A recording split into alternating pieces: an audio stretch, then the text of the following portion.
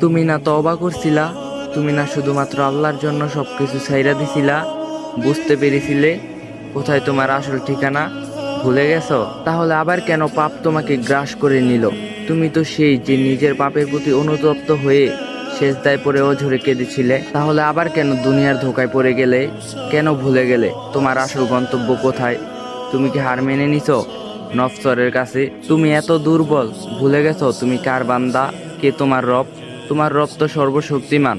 সর্বশক্তিমানের বান্দা আবার কখনো দুর্বল হয় নাকি? মৃত্যু পর্যন্ত লড়ে যাওয়া তুমি শয়তানকে দেখিয়ে দাও তোমার ইমানের পাওয়ার। শয়তানের ধোকায় পড়ে তুমি অনেক পাপ করে ফেলছো, তাই নিরাশ হয়ে গেছো তুমি, তাই না? তুমি কি জানো না তোমার রব কতটা মহান? তিনি তো তোমাকে ক্ষমা করার জন্য অপেক্ষা করতেছে। তাই ফিরে এসো সেই রবের দরজায়, যার দরজা কখনো বন্ধ হয় না। আল্লাহ তাআলা আমাদের সবাইকে ভালো রাখুক। আমিন।